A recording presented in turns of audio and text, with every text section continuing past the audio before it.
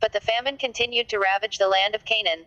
When the grain they had brought from Egypt was almost gone, Jacob said to his sons, "Go back and buy us a little more food." But Judah said, "The man was serious when he warned us, 'You won't see my face again unless your brother is with you. If you send Benjamin with us, we will go down and buy more food. But if you don't let Benjamin go, we won't go either.'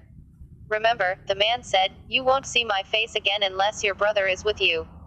Why were you so cruel to me?" Jacob moaned. "Why did you tell him you had another brother?" "The man kept asking us questions about our family," they replied. "He asked, 'Is your father still alive? Do you have another brother?'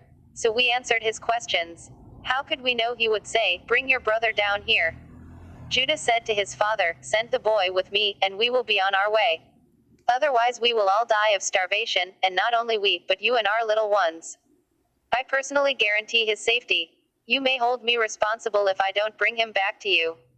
Then let me bear the blame forever. If we hadn't wasted all this time, we could have gone and returned twice by now." So their father, Jacob, finally said to them, "If it can't be avoided, then at least do this. Pack your bags with the best products of this land. Take them down to the man as gifts: balm, honey, gum, aromatic resin, pistachio nuts, and almonds. Also take double the money that was put back in your sacks, as it was probably someone's mistake.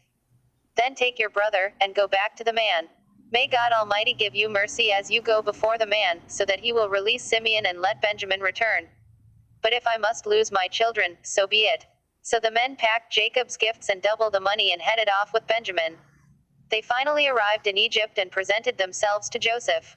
When Joseph saw Benjamin with them, he said to the manager of his household, "These men will eat with me this noon.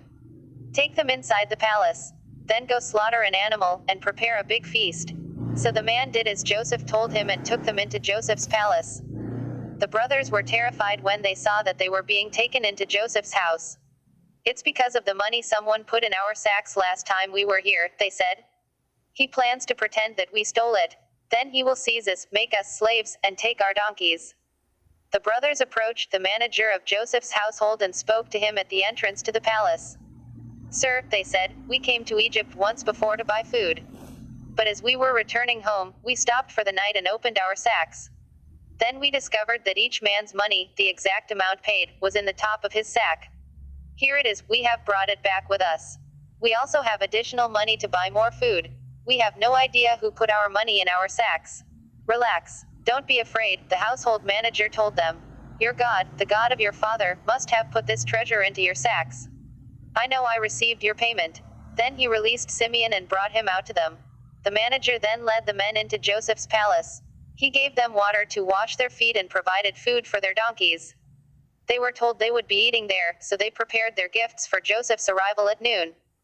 When Joseph came home, they gave him the gifts they had brought him, then bowed low to the ground before him. After greeting them, he asked, "How is your father, the old man you spoke about?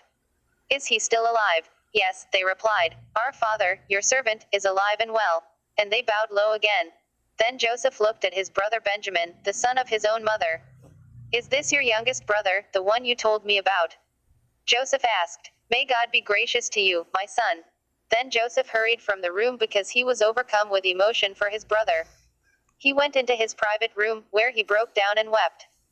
After washing his face, he came back out, keeping himself under control. Then he ordered, "Bring out the food." The waiters served Joseph at his own table, and his brothers were served at a separate table. The Egyptians who ate with Joseph sat at their own table, because Egyptians despise Hebrews and refuse to eat with them. Joseph told each of his brothers where to sit, and to their amazement, he seated them according to age from oldest to youngest. And Joseph filled their plates with food from his own table, giving Benjamin 5 times as much as he gave the others. So they feasted and drank freely with him.